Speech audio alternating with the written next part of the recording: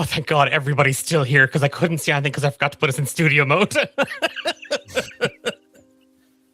Oh, the stress was real there for a quick second as I was just doing the. I'm just gonna hit the guild hall meeting button and see what happens. Look at this.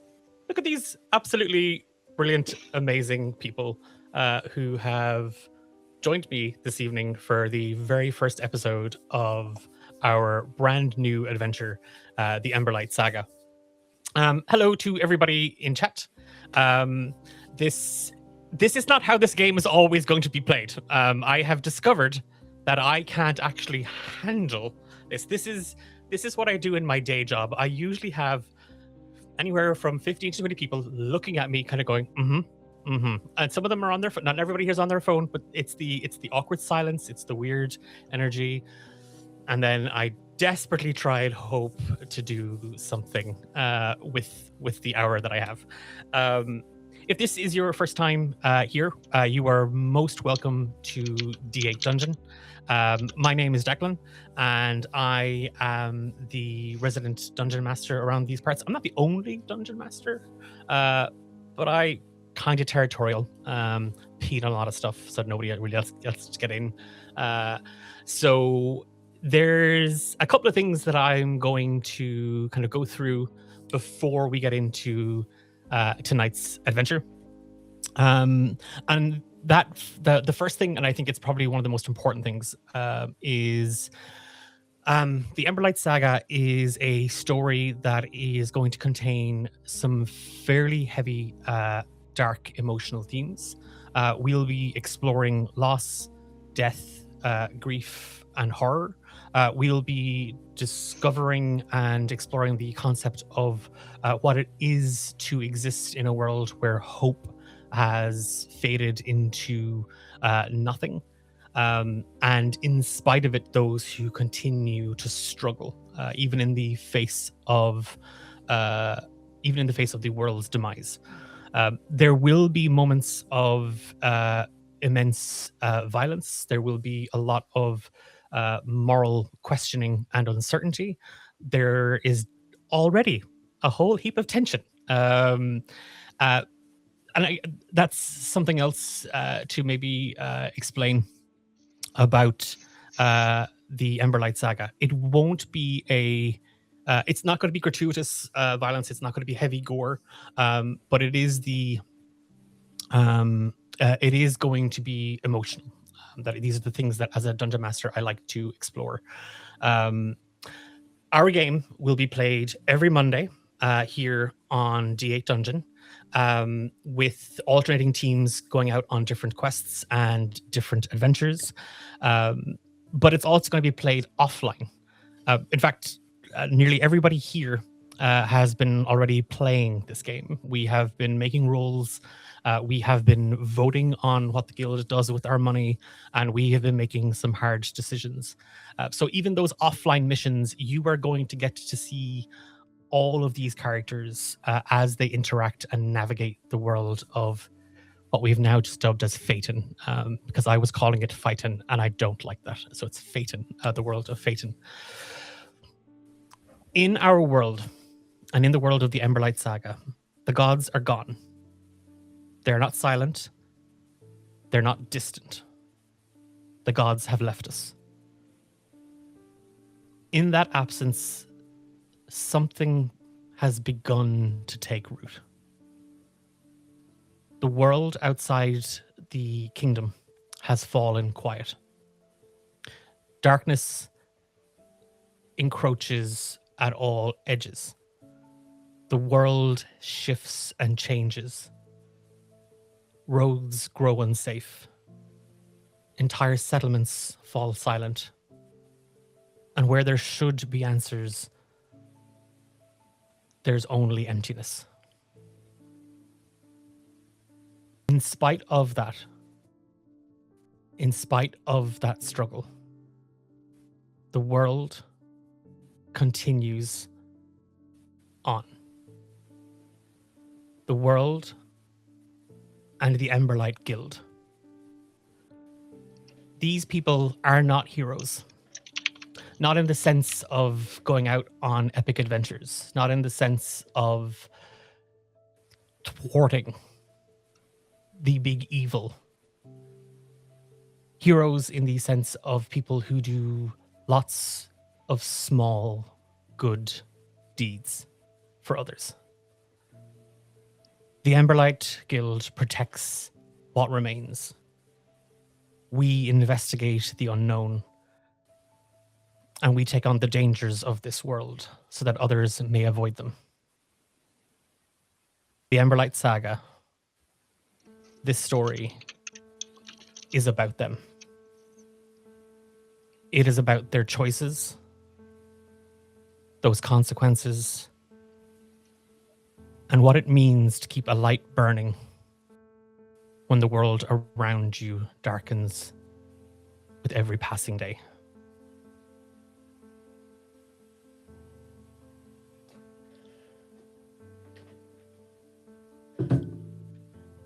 Four days ago, Malin Rowe, one of the three leaders of the Emberlight Guild, the Hearth, passed away. Malin didn't die out in the field. Malin didn't die in a blaze of glory. Malin was afforded one of the few privileges. Malin passed in her sleep, warm, surrounded by the people she loved, in the walls she called home, under the light of the Emberlight Guild torches. Today, her flame, her candle, has been added to the lantern tower. The tall, simple stone structure. A simple, high stairwell illuminated by dozens of candles. Malin isn't the first to fall within the Emberlight Guild. And she won't be the last. Her candle now sits on the second floor of the Lantern Tower. The narrow stair winds its way from the top of the Emberlight Guild in the city of Varren upwards and out through huge glass windows. We can see the dark clouds gathering. We can see the storms on the horizon, and we can see the people of the city scattering from the rain that's about to fall. Inside, we find ourselves in silence, in quiet hush. A faint whisper of smoke and ash lingers on the air, carried from the pyre outside.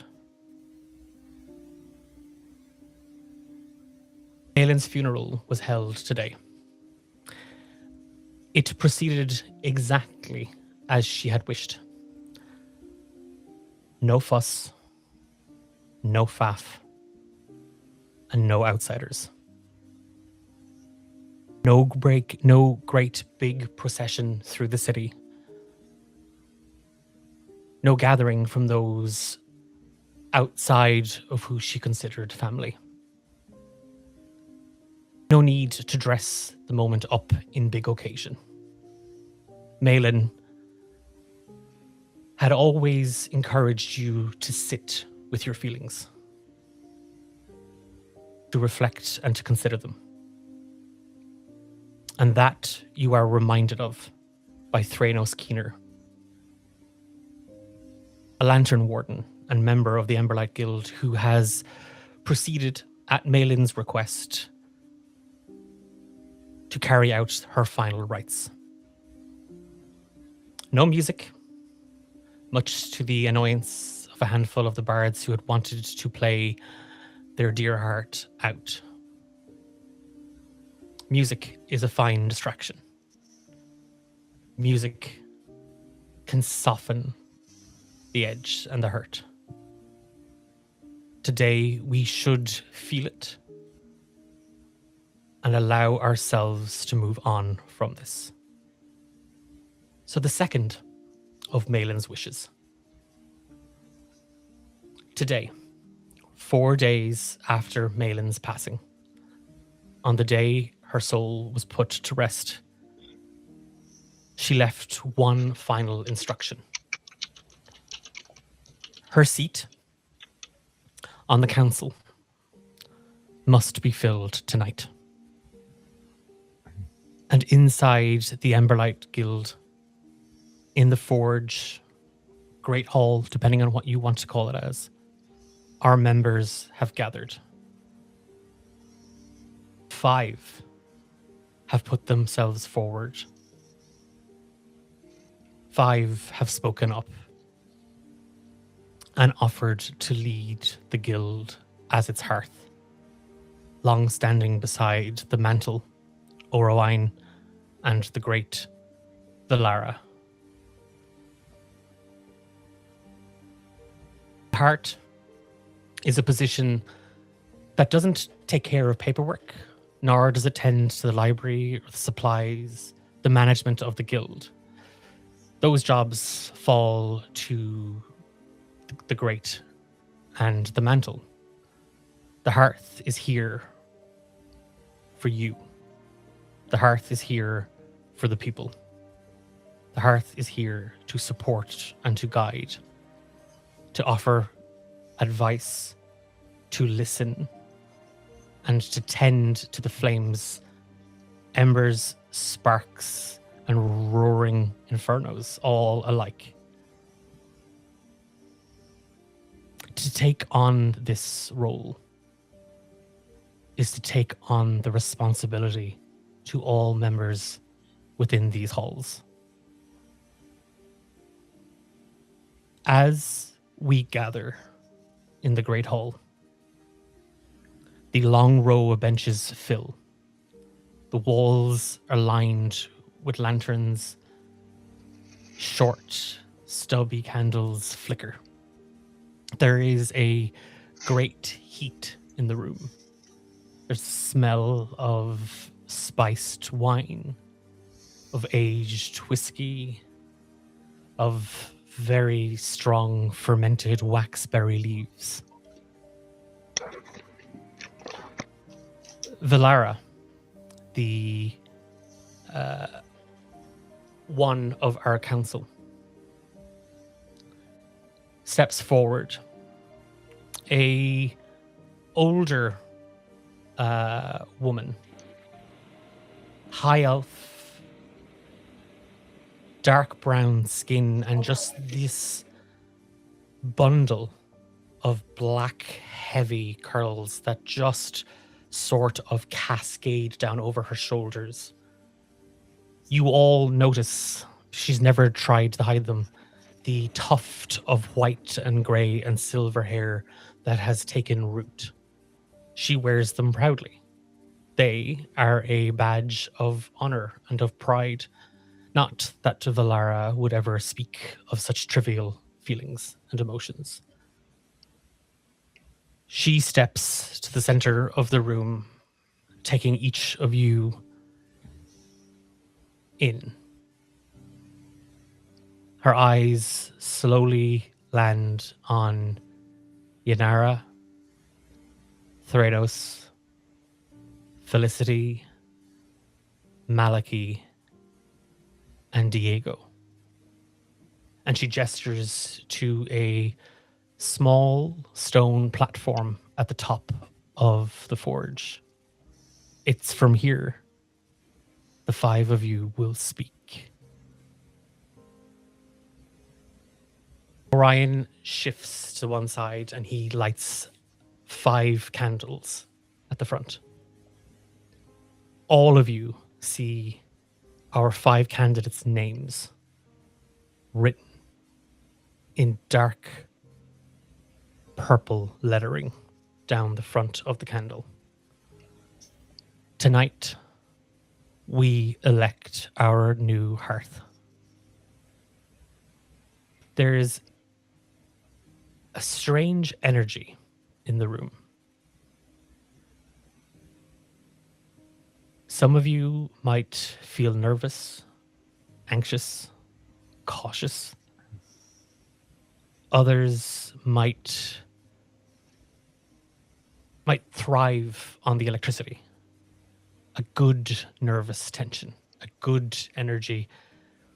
After the last few days, this is what the guild does, even in these darkest of times, even in these lowest of times, finding a way through. And that is what tonight is about. Orowine, the half-orc, the keeper of records, guardian of missions and quests, our lore master, steps forward. He's a dark grey, green-skinned orc with large tusks that just protrude from his body. Sorry, I'm going to give myself 2 seconds here because Orion is very sexy in my head. So I'm giving myself a little Orion fantasy. He steps forward. He's wearing kind of long flowing robes. His hair is slicked back and it is a burnt rust brown color. You see that there's the bags under his eyes that he, in the same way Valara wears her greys, Orowine recognizes them as one night too many spent up trawling through the records, trawling through old papers and maps and charts, studying. We see him move forward to that stone platform and begin to light the 5 candles. In the middle of all of this, a small kobold young girl slips into the Emberlight Guild hall. Anybody, and if you want to take a look at your character sheets on D&D Beyond, you can. Anybody looking at anyone with the passive perception of 15 or higher, you spot her, and you recognize her. It's Tabby. Tabby is a messenger. She's an orphan girl that works in the city, just doing odd jobs, mostly delivering messages.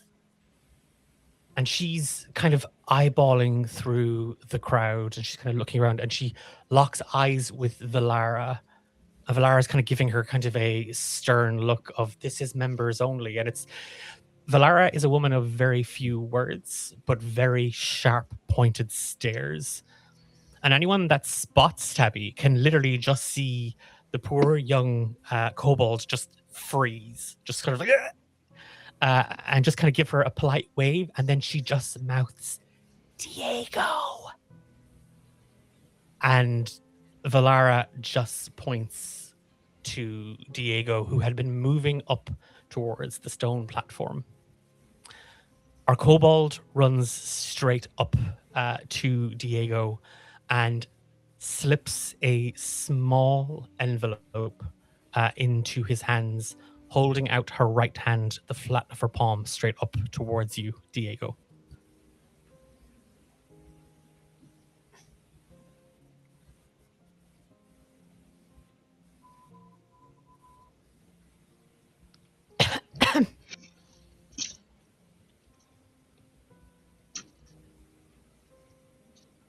She's just staring at you with her hand wide open.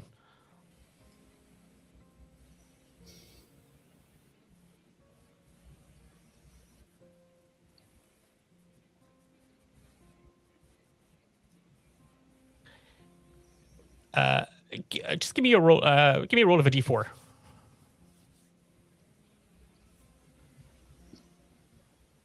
Two. Okay.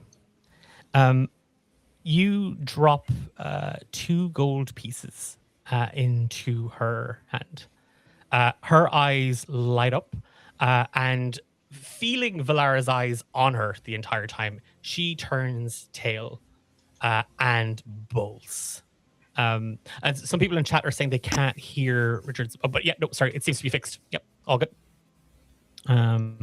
We've gotten 2 gold pieces. Yeah, Diego, you have this letter. Can I read the letter? Yes, you can. She looks. So as you open the letter, there is the faint smell of roses and iron smoke. And as you look at it on the back of the envelope, you just see your name written in very, very short, sharp letters. Like it's just sort of scratched across, and you recognize Sarla's letters. Diego, my love, there's a seat to be filled, and word has reached me from our youngest that you and I are to take the seat together. What in the fantasy fiction power couple were you thinking? All the best, love. Sarla.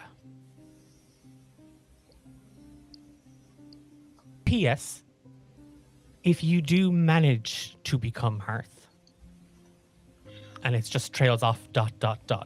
and you can see the faint imprint of lipstick at the end of the letter.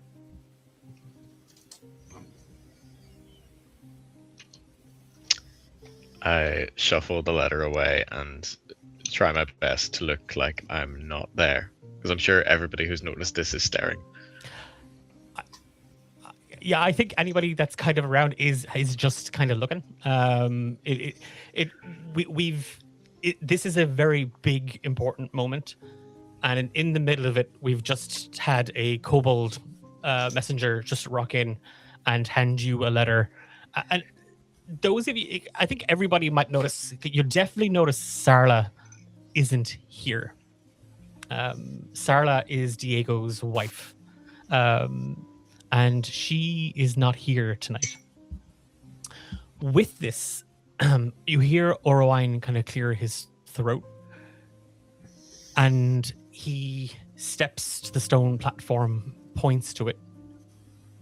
Our 5 candidates may now speak to the guild.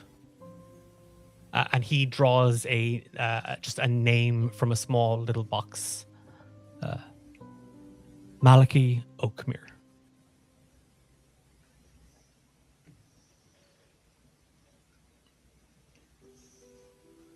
All right. Hi folks, I'm Aidan. I'm playing Malachi Oakmere. He's a half elf, high elf by the rules, and he is a fighter warlock. He has put himself forward to be the Hearth, and he steps up to give his speech. He's a little bit nervous, a little rattled.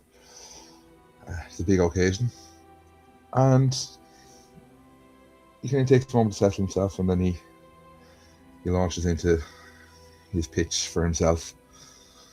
He says, I won't waste anyone's time pretending. You don't get to be Hearth by pretending to be warm. You get there by understanding what it takes to keep the fire burning. I don't know all of you like Malin did. She knew everyone. I'm trying. I'm not her. But I do know something just as useful. I know what people need, even when they don't say it or ask for it. I've spent my life reading in between the lines. I've been reading between debts and coins, and truth and lies, and what someone asks for and what they're willing to pay to get it. Well, that's how the world works. That's how fire stays going. But this next part is the truth. I will get to know you all, and I don't just mean your names. I get to know your habits, your limits, your ambitions, what you fear and what you'll risk. And not because I care in some sentimental way, but because all of you are useful and you're needed. We are needed. I deal in favors. You know that. I deal in information and outcomes. None of you will be overlooked. No one will be wasted. And nobody will be left to stand alone against the darkness unless they choose to do so. So if you choose me as your heart, bring me your problems. I'll solve them. Show me your strengths. I'll make sure they're put to good use. Give your loyalty to the guild. I'll make sure it's worth a damn. You don't need a symbol in these times. You need someone who keeps the fire useful. A heart gives light and warmth, yeah. That's probably not me at the best of times. But a heart also consumes whatever is put into it. I'm willing to let the flames of this world burn me down to ash and cinders till there's naught left, if that's what's needed. So that's it. That's me.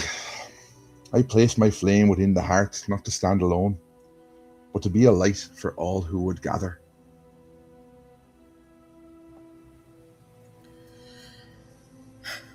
That's me then. I'm Monica. I'm playing Felicity Brightburn. She is a tiefling bard from Sheer. All you have to know about her is she's the ball of sunshine of the group. In another universe, Felicity would be the most cheerful pirate in existence. That's the vibe we're bringing to the party today. So she, following Malachi's speech, steps up. I think she probably gives him like an encouraging smile and takes a deep breath. My father always told me, go where you're needed. If you see something that needs doing, do it as best you can. If someone needs a hand, offer yours. And if you don't know what to do as much good as possible. The Hearth, Malin, that's what she did. She saw the good in people, the truth of them, and she helped them do what needed doing. I can't be Malin, and I wouldn't try to. I don't even know if I'm the best person for this job. Everyone here has gifts and talents and light to share. But I'm looking around and I see a role that needs filling. Good that can be done. Maybe what the guild needs now is a Hearth that's on the front lines. Not just watching over the people, but in and among them, fighting battles and seeking answers alongside them. And if you'll have me, that's the kind of Hearth I would try to be. One that goes where I'm needed and does as much good as possible. I place my flame within the Hearth, not to stand alone, but to be a light for all who would gather.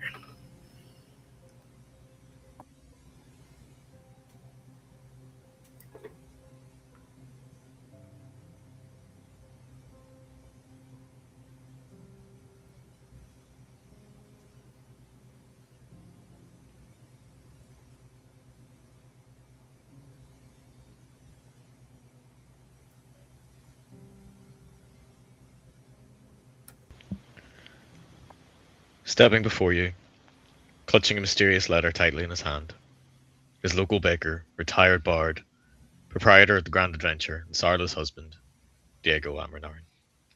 His hair still holds the green of his youth, of the wood elves out west, his skin a verdant grey, belying his orcish father. As he walks forward, he thinks to his eldest children, Cora and Felicia, who have already dedicated themselves to the guild. They are powerful warriors in their own right. They take after their mother, thinks Diego. In his head, he sees them sitting amongst all of you, looking natural like they belong. Not like me, thinks Diego.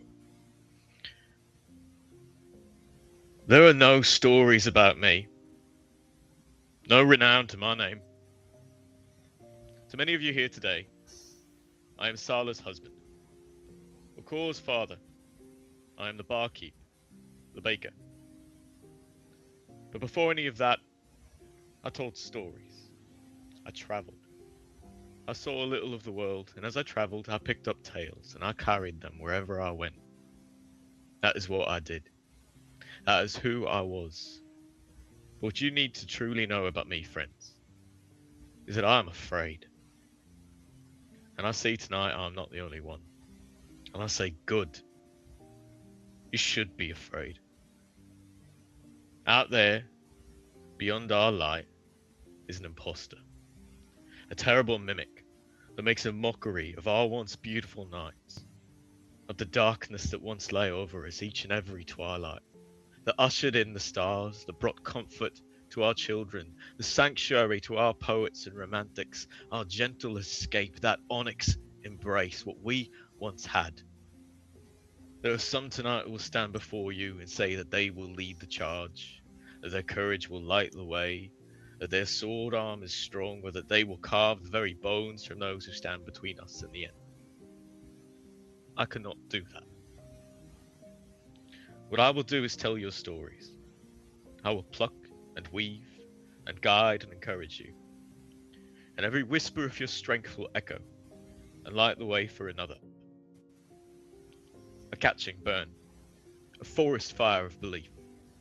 I will be where your fire burns brightest. For only together will we inspire others to join our cause, to fight back this false night.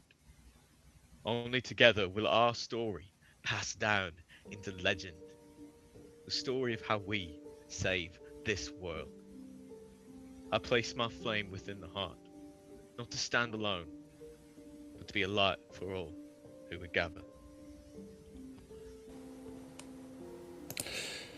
Next, you see a very bundled woman or figure, hard to tell. Hi, I'm Dahi, by the way. I'll be playing Yanara Lysandriel.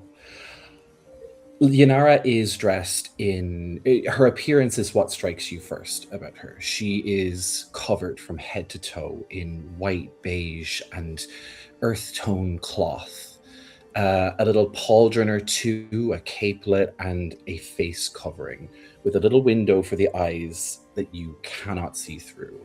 She's of an old nomadic people, once merchants, now lost to the shifting lands beyond.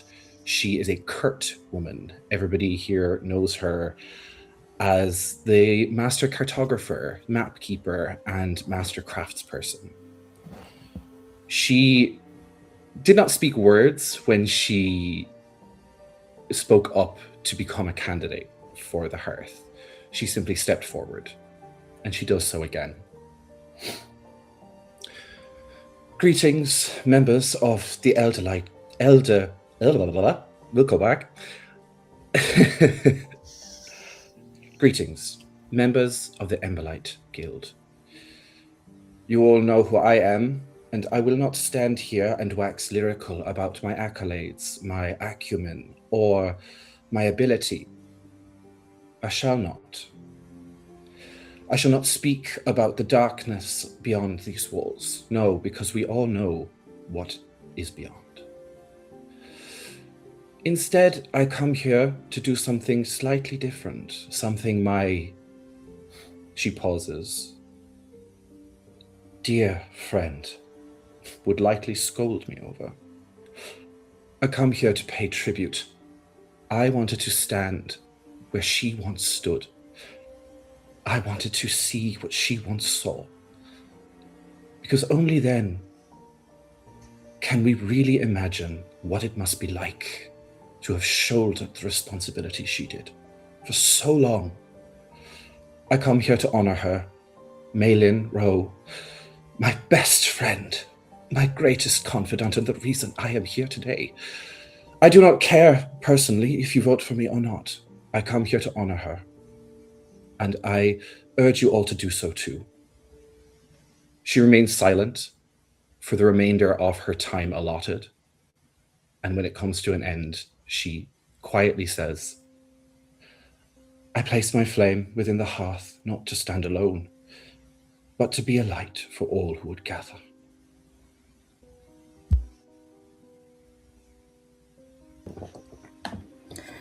So you see Thronos stand forward.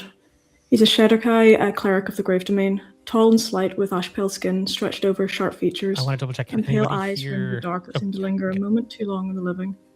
His black hair is worn long and loosely bound, often wind-tangled, and he's wearing mostly funeral attire. A heavy charcoal black mourning cloak with edges embroidered with faint silver patterns. Around his belt you see a mourning bell and an old worn leather ledger.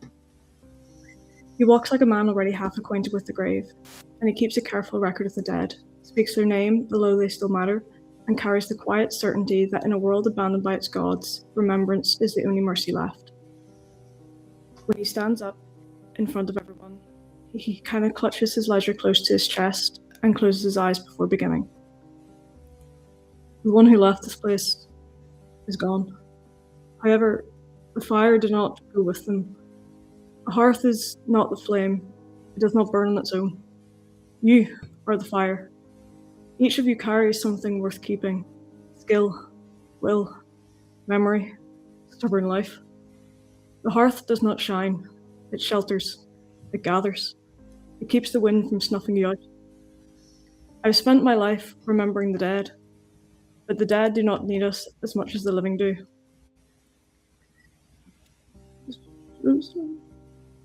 Much as the living do.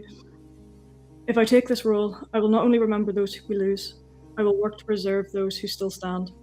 To see you fed, to see you mended, to see you return. A name in a ledger is a last kindness, but I'd rather fewer names written. Let others chase glory, I will keep the fire, not above you, around you, to stoke what Malin so carefully kept burning for so long. I will remember the dead, I will preserve what we have, and I will serve the living who stand here now. That is what I can offer you. Burn bright, I will keep the dark from taking you. I place my flame within the hearth, not to stand alone, but to be a light for all who would gather.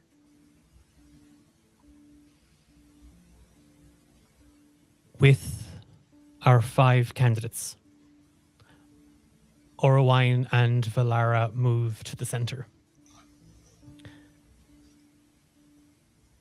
As your mantle and great, it falls on those here now to light the flame of the candle of the hearth that you wish to lead us. You look around, and Orowine just casts a hand open and wide. The floor is yours now.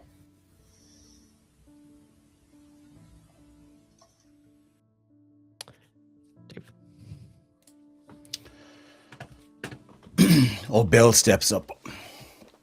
Old Bill is a human man in his late 50s. He's tall and broad at 6'5". He's completely bald except for some grey stubble and lower back of his head and around his ears. He's a short white beard that extends to a point on his chin.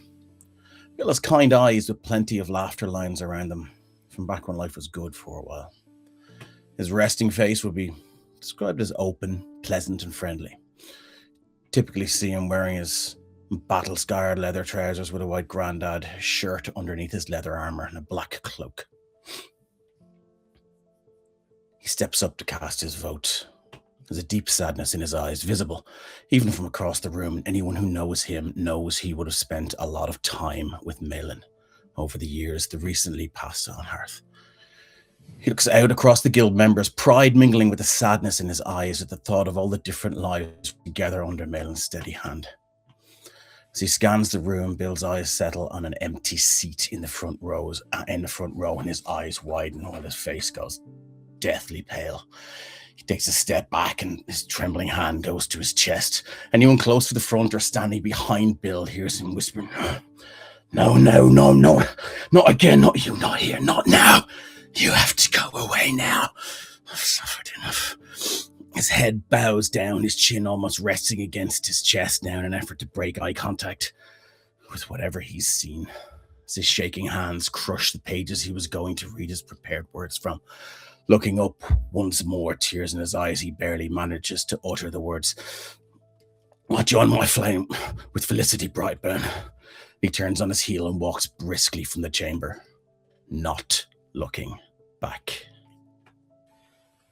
But the fact is Seb Ash is as social who walk away as the only survivor of his youth was a person who lost his feet. Now carrying a power is too large for the other side. The heart is not a title, it's responsibility. Someone people rely on pay these go war. Every side has yes, sorry, yeah.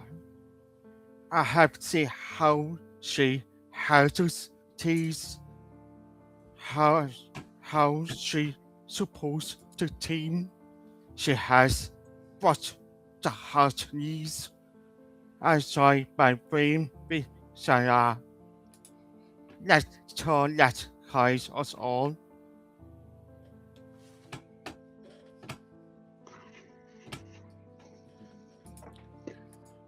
A halfling-sized creature stands.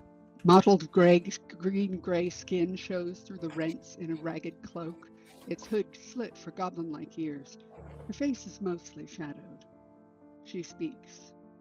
You all know me. I am Griblina. Memory begins for me in mud, hunger, and the contempt of daylight folk. I have made a life of sharp teeth, cold roads, and refusing to die. Trust that I will speak plain. To the candidates, I am proud of you for not dressing this up. I had expected to watch you preen and chirp like mating birds. We're here to choose which fool must carry the weight when the rest of us grow tired, frightened, or heaven forfend expensive.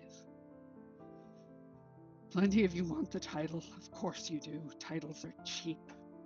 Anyone can drape themselves in importance and call it virtue. But can you keep people fed? Can you make decisions no one likes and then stand by them when the whining starts? Can you spend your days being leaned on by the helpless and contradicted by the useless and blamed by the ambitious? Diego is a husband, father, a baker, someone who already keeps fires burning, which is to say, he already knows how to rise before dawn, work with fire, feed the hungry, stretch too little into enough, and keep going while everyone around him becomes tiresome. He had a trade, a home, and people to love, and instead of clinging to them like a sensible man, he followed them into danger. That is not wisdom. It's a kind of hard-headed devotion so intense it becomes useful. Most of you would like to lead. Diego, I think, would endure it. And he's sensible enough to fear it. That is rarer. I join my flame with Diego. Let their light guide us all.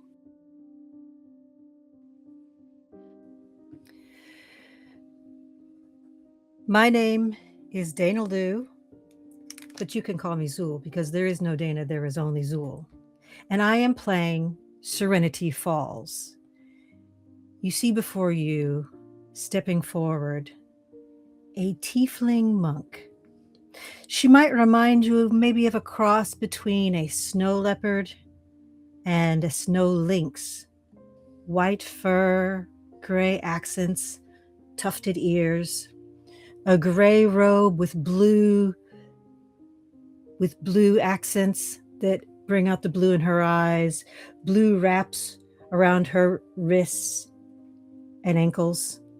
She's got her ever-present journal. She's always journaling, writing things down, for she started as a scholar, a scribe at the monastery.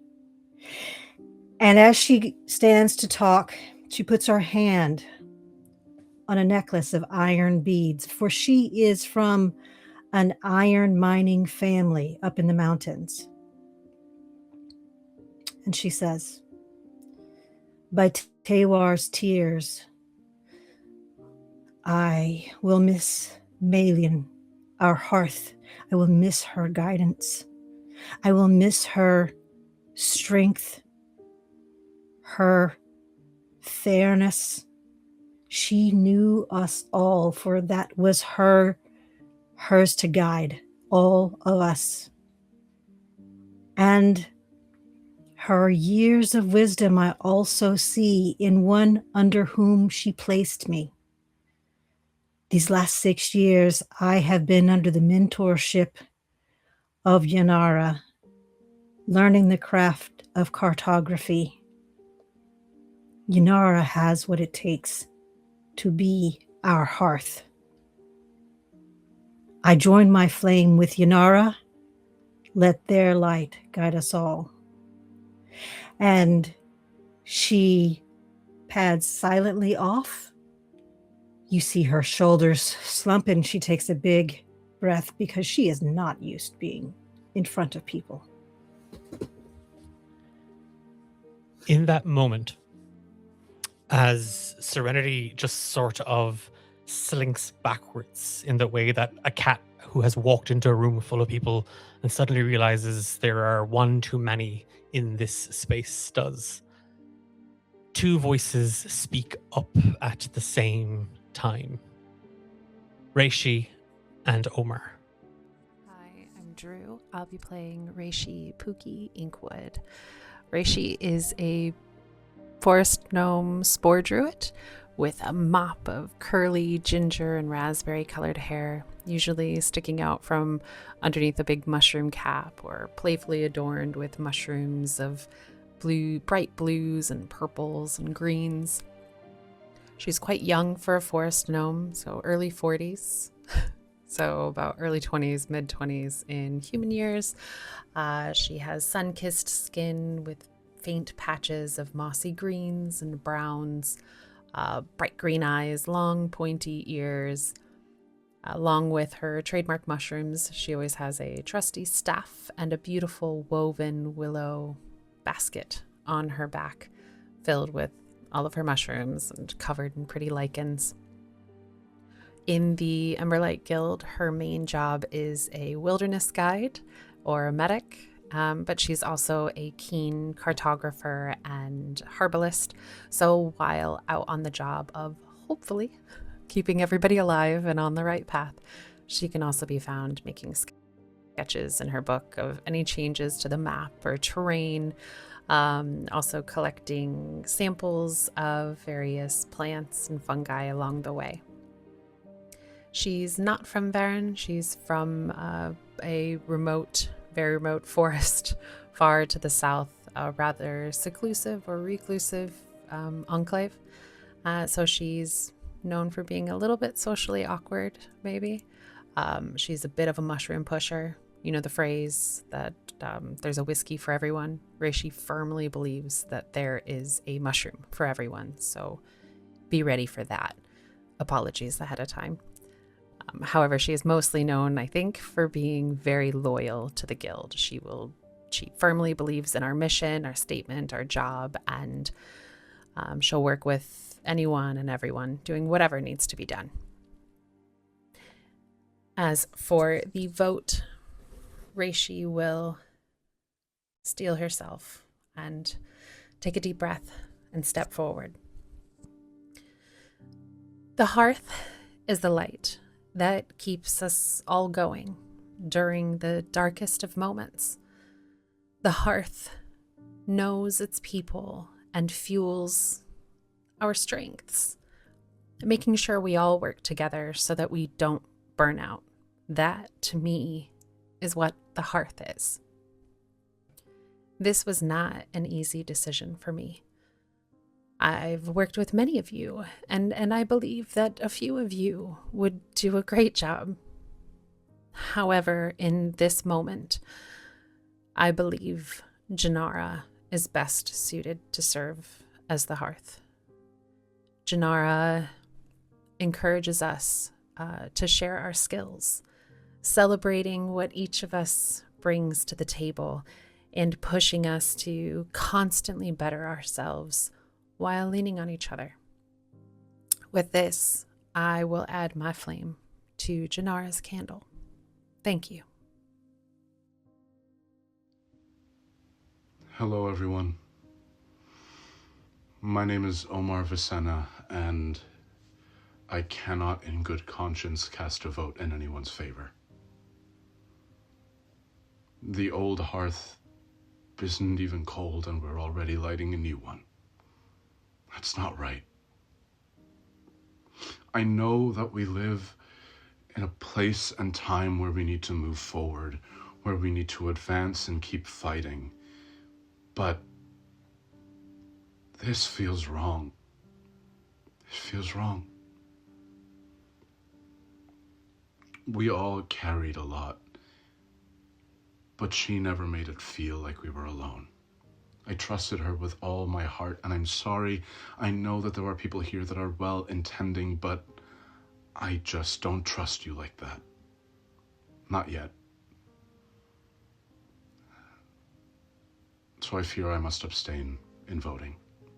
Thank you. With this, as Omar speaks his truth, that energy dampens. Eyes are cast across the great hall. Valara and Orowine look to each other, and she steps forward. Your counsel, Omar, is as always respected. Perhaps at best we hear from the kindling, those of you who have recently joined us here in these halls. Your wisdom and your words are just as regarded.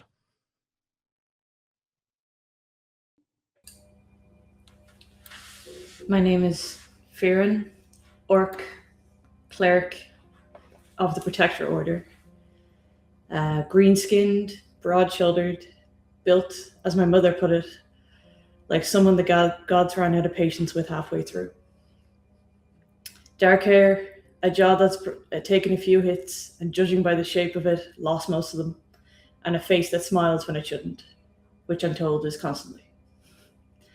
I'm not the tallest in the room. Give me a moment. Nope, still not. I am not the most polished. I am not, despite the tusks, the general muscle mass, or the way I enter the building, the most frightening. I am kindling, newly sworn, less than a season in the guild, and the newest voice in the room. And honestly, the one with the fewest opinions learned the hard way. I grew up in a village so small the guild maps marked it as probably mud. Cartographers came through once and left even faster. We had one story worth telling. A nameless cleric, alone on the dark road, turned something terrible away. No name, no glory, no bard ever bothered, just a life that held. I joined this guild because I saw real people, tired, bleeding, afraid, stand between my village and the dark. They weren't legends, they weren't polished. They chose to act like it mattered, and that was enough. Malin was my heart for exactly one moment, the moment of my oath. I didn't know her, or barely knew which way to face, but I knew what it meant to have someone hold the light steady while I found my footing. I walk unstable roads for a living. I know the difference between ground that looks solid and ground that holds.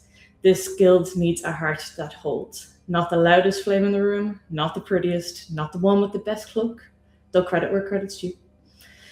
The competition this season has been fierce, the steadiest one, the kind that doesn't gutter when the wind rises or when the room does. I join my flame with Maliki Oakmere. Let the light guide us.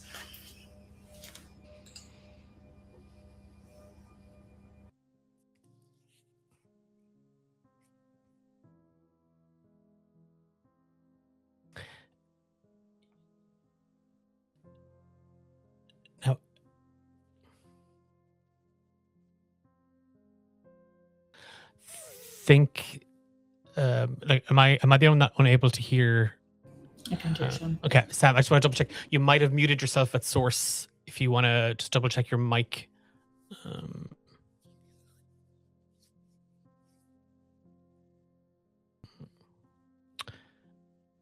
And I think what we might do, while I look at the tech side of things,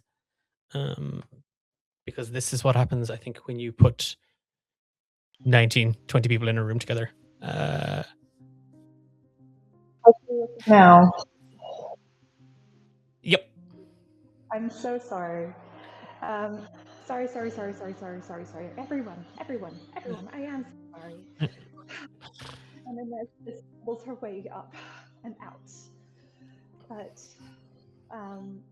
this somewhat muted by all of the shawls and layers of her, this little with blue skin and ombre blue hair that has the kind of buoyancy as if it's always moving underwater. Very solid, very meditative, very much sitting with the emotional impact of watching someone abstain and wrestling with whether or not that was ever an option.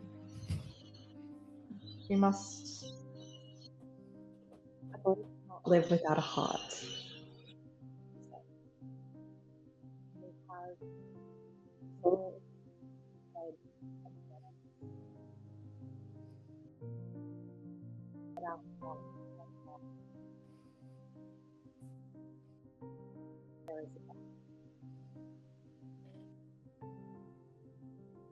I know I have not been here for very long, and I know that I'm still finding my way. And I understand that there are many, many things about this world that I do not understand at all. That I am willing to be here and learn and want to learn from each and every one of you. And to each of the candidates, I feel like there is so much to be gained.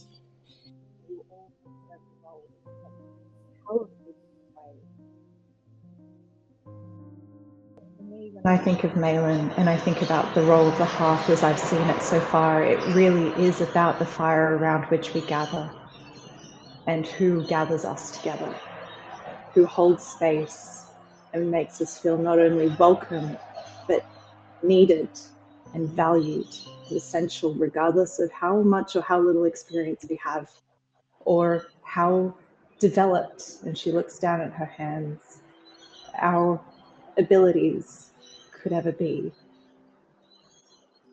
And I know that there are many here that do not believe or hold the same thought that I do. Which is why I feel the imperative to hold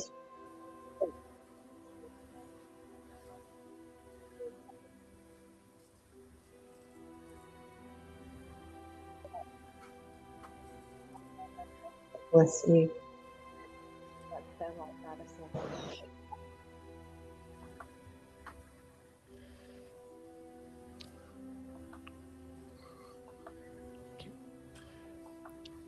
Hi, I'm Paul, and I'm playing Herodor.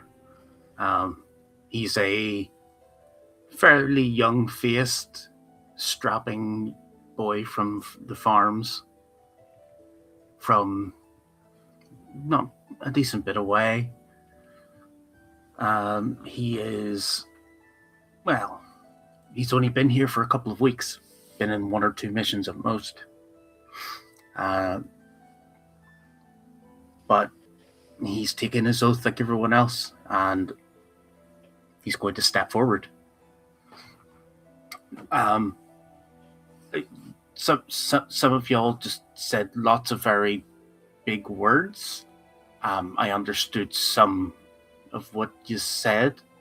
I think I know what was going on for the most part, but let's make this. I really didn't get to know Malin as long as a lot of you did. But she treated me she welcomed me a lot more than I expected. But since I get a vote, I will do my best and try and help. But I don't really know what to do in that instance, so I think it would just be easier if he's kind of sort of stumbling over his words at that point. Says, I join my flame with Diego. Let their light guide us all. I think. Thank you. I'm sorry. He just wanders off into the crowd.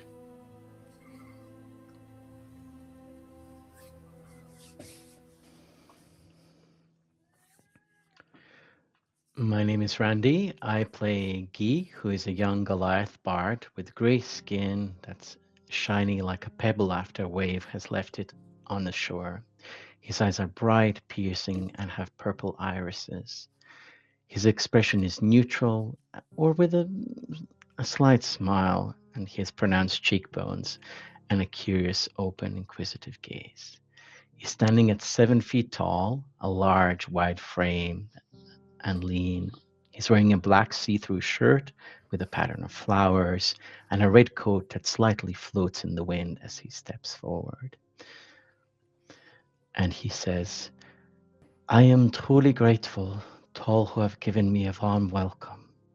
Thank you for having let me sit by the fire, play my music and sing and show the strength that comes from within, and not the strength that could move a mountain, for there are all kinds. Thank you to those who have come, sat down and listened, sung and danced, and by doing so have kept the flame alive. I'll always remember Malin by the fire, and I know a part of her will remain with us always. His hand shakes slightly as he steps forward. I know for me it will be important to have a good teacher, and so I join my flame with Gennaro Alessandreal. Let her light guide us all.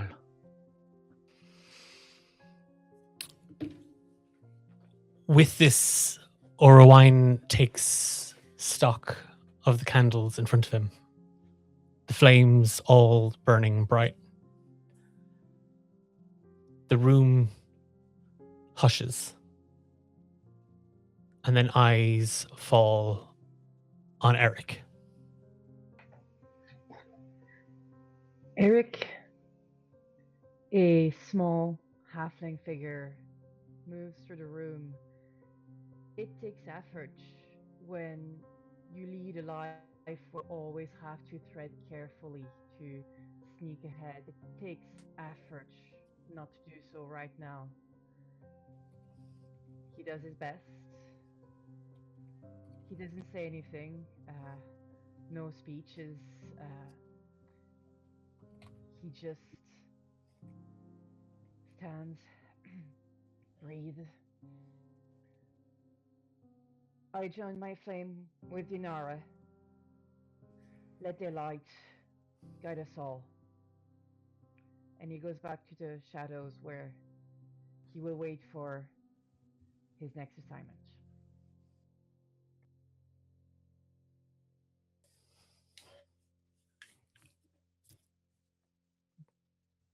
Might be muted at source.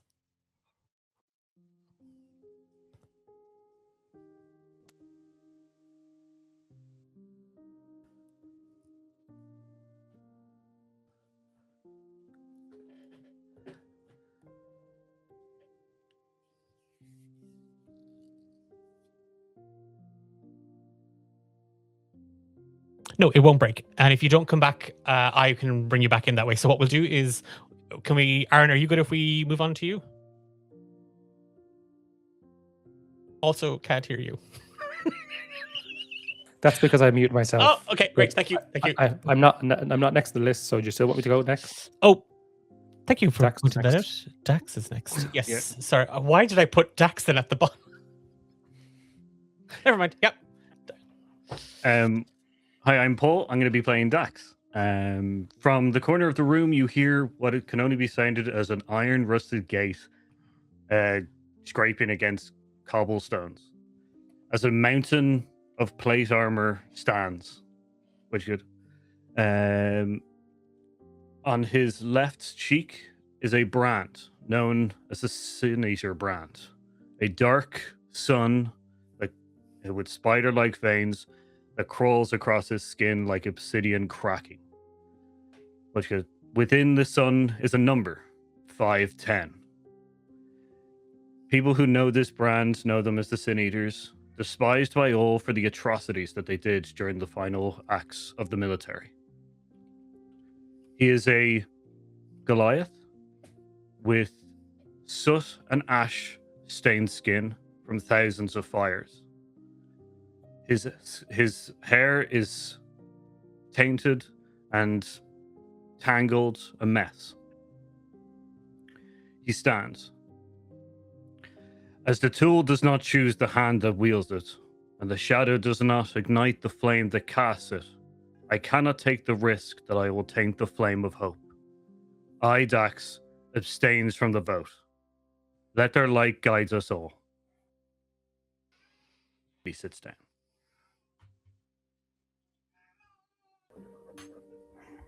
Seraphina watches him sit and gives a slow nod. What you see before you is a tall wood elf monk. She wears a simple foam green tunic and trousers, long white hair with a slightly blue-green tint that ends in big, dirty blonde curls that she's wrestled back into a practical braid for the day. I am Seraphina Lilendale. I haven't been with the guild for long, but I have spent time throughout Phaeton, seeking further training as a monk, seeking to learn about the ways of this world and learning the nuance of its varied, extraordinary people. I trust that whoever becomes Hearth will hold the position in the highest regard. I join my flame with Thranos Kinnair, and let their light guide us all.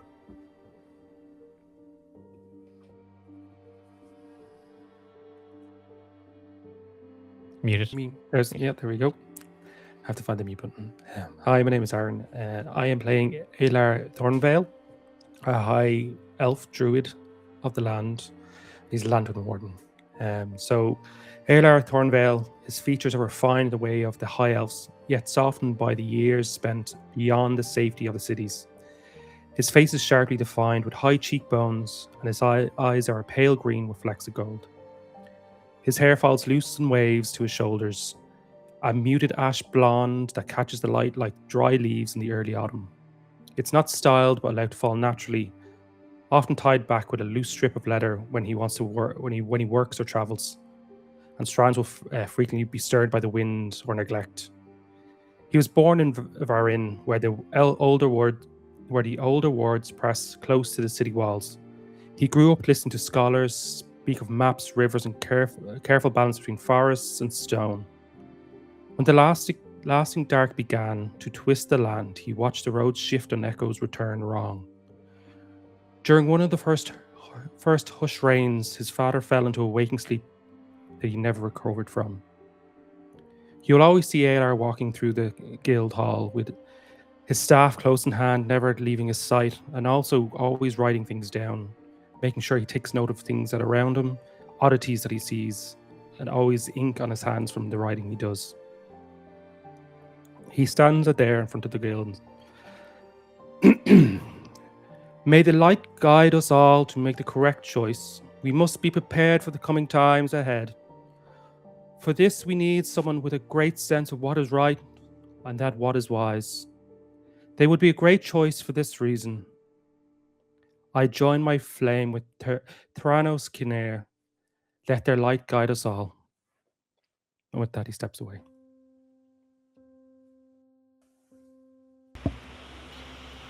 Seeing that, hi, I'm Ashton. Seeing that she is the last to go during all of this, Kiolira Ivy Dew, a wood elf from Mount Kilray. It's a very small fishing village. She'd been contemplating everything, recent missions, the loss of someone who, like many of her guild member mates, has rescued her out of a bush. Kiolira doesn't really pay attention to where she's going because there's so much to see, so much to look at. When you see her now, is probably the most polished you have ever seen her. Her hair is tied back into a thick braid that goes down her back. She's got soft brown skin, and she had her mother magic her best clothing from back home for this occasion to lay her friend to rest. So when she stands, and you can all see how somber she is, she looks at all of the candles standing there, and knowing that each person can do the job, but knowing that for her, there's only one person that makes sense, because this person, by choice, deals with both the living and the dead. So doesn't make a big deal about most things, and will just take her candle, and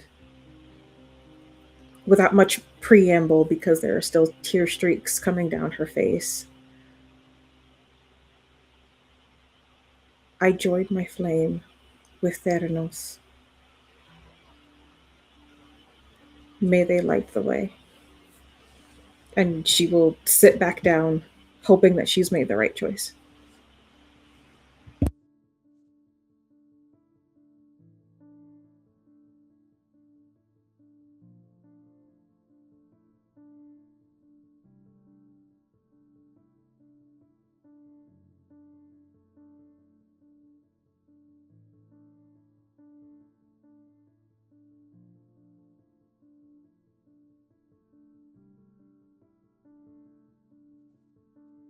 That's what I get for chastising somebody else about meeting at the source.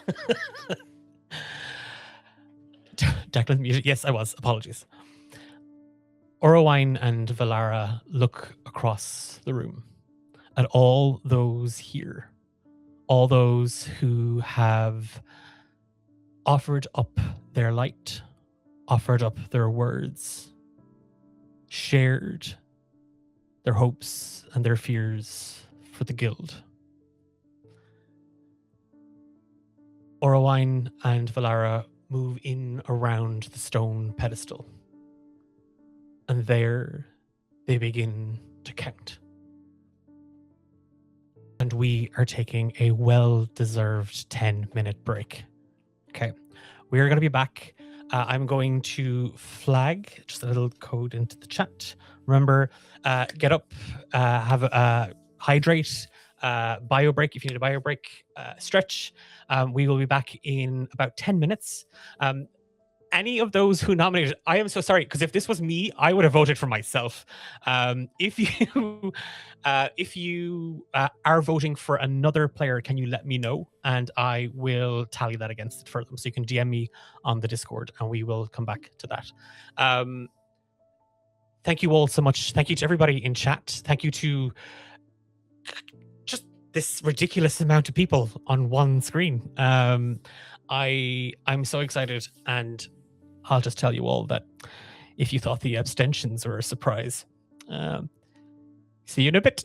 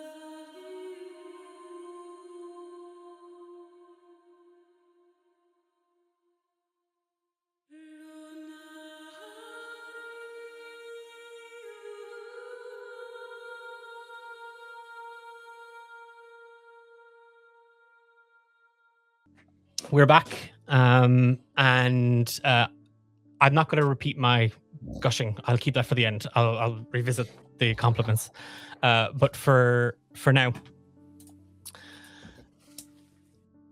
Orowine and Valara turn to face those gathered in the forge, here within the sanctity of the Great Hall in the Emberlight Guild.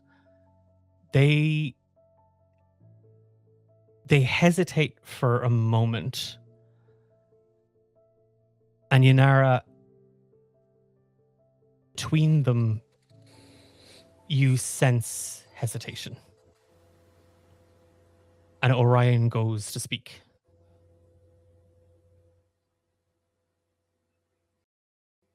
We have counted the flames added to these candles.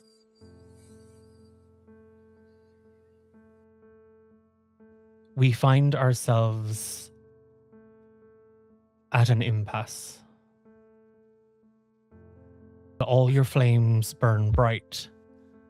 It seems as though the light of Yanara and Thranos pull the guild down two different paths.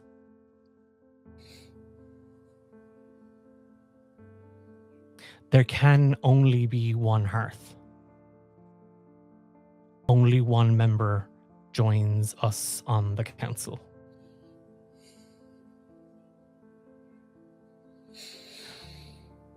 The few times this has occurred,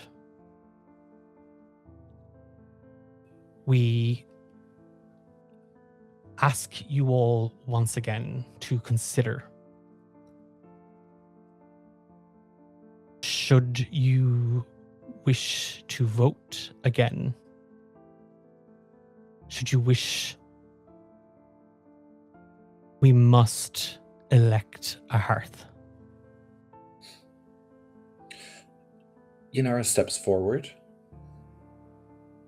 and makes her way to the voting candles and turns to address the Emberlight Guild. Dear Guild members, I am honored that I was voted for at all. However, I also cast a vote, and I voted for Thranos Keener.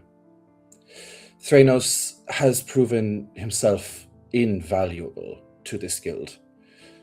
And with my vote, I also cast my own resignation for the role of the Hearth. Thranos, congratulations. You will make an excellent Hearth. I thank you all. And she just steps down.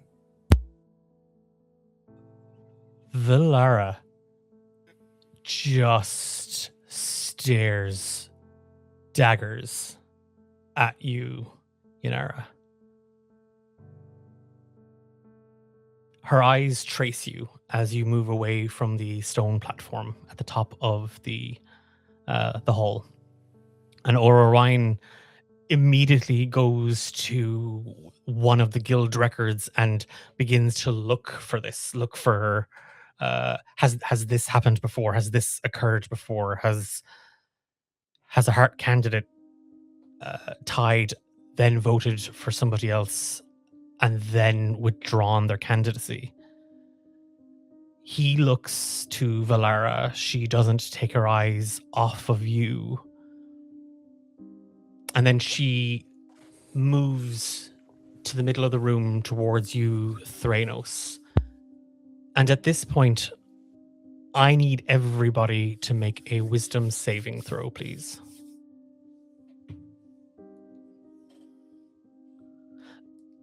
And I will ask you to call out what it is that you got. So don't worry about, because if I had 19 people shout numbers at me, I'd get confused very, very fast. So if you rolled higher than 16 on a wisdom saving throw, can you just give me a thumbs up and I will... How the hell did you do that, Emma? It's on D&D Beyond. I swear I'm not lying. Okay. Okay. I got a 19. 19. Okay. I think Aaron did as well. Okay. Okay. 19. Anybody else? Aaron, you passed as well, and old Bill and Eric.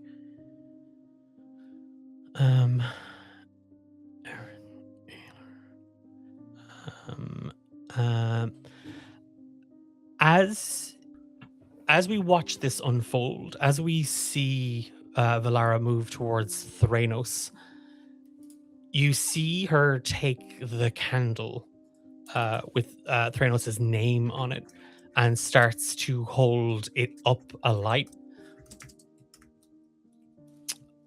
Old Bill, Alar, Fyron, and Eric. There's just this moment where you're not certain, Old Bill, if it's just something in your gut. You don't know if it's the shadow from before. You don't know if it's just the energy in the room.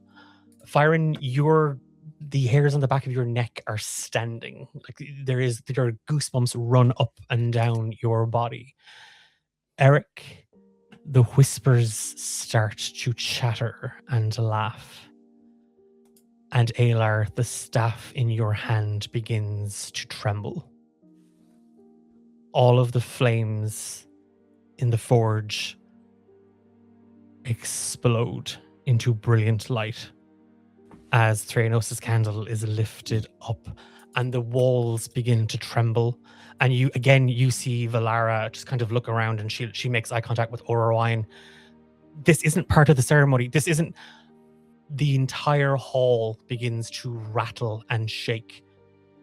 The floor beneath you begins to crack. The heat in the room intensifies. And then there is a booming, crashing sound above you. Louder, louder, louder. As each floor, this explosion just ruptures downwards, right into the Great Hall. And everybody makes a Constitution saving throw at disadvantage unless you passed the Wisdom save.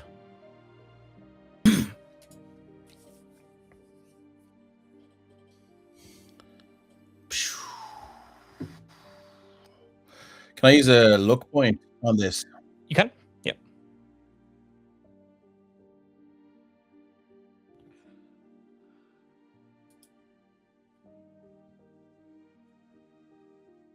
Okay. 16.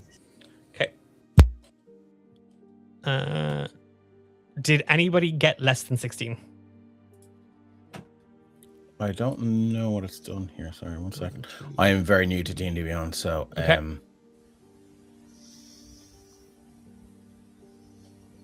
Okay. Trying to find where mine's gone. So, 13. I can roll again. Sorry, because I used my luck.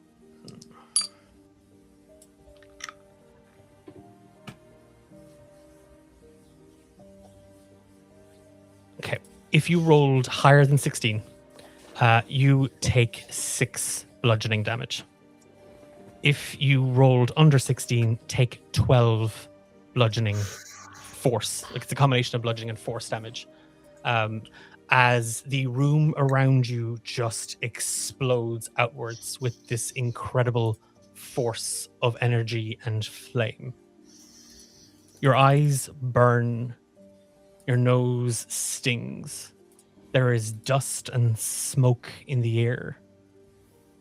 It is hard to make out anything at all in this moment, in this space. And then you hear something shift and move in the rubble. Orion, sound off. Is the guild under attack? And you all hear Valara's voice call out. And immediately she draws on magical energy around herself, bracing for whatever this is in this moment. And as the dust settles, smoke plumes out of this shallow crater in the middle of the floor in front of you. They're laying down in the rubble. Armor and cloth scorched by flame. You see the form of a woman with these long golden white wings, burnt. She turns her head upwards and you see blood trickling out of her mouth. She coughs to clear her throat. She looks at the room in front of her and you hear her speak.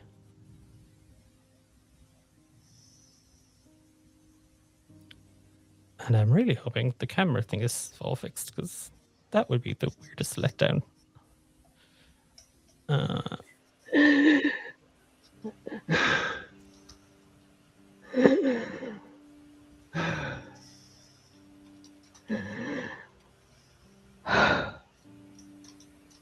More.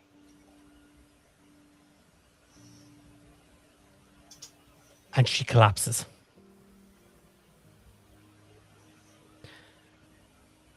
Orowine and Valara immediately rush to her. All of you see her lying there. Valara immediately casts out healing magic. You see her body shimmer. This delicate, soft brown reverberates with silver, golden, and copper light underneath her skin. You see scars, some old, some fresh. You see wounds, you see burn marks. Valara looks to all of you. We do not know who she is. We do not know what is happening. Find everybody. Make sure everybody else is safe. There are those upstairs. The guild needs you now. Orowine and I and our Hearth, Thranos. We will tend to this stranger. And that is where we leave the very first session of the Emberlight Saga.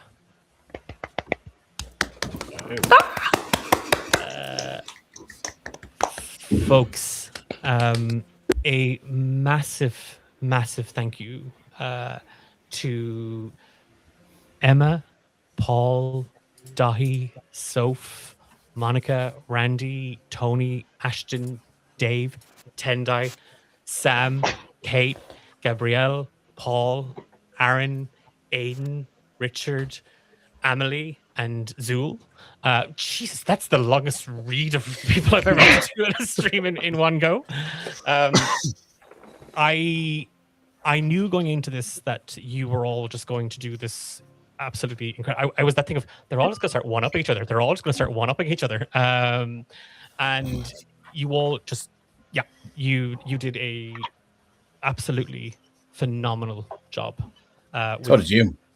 Well, thank you. I didn't. There's a lot of tech issues, but we won't have this many people on stream ever again. Tech's gonna tech, but the storytelling was we won't hold that top tier as usual. Becky.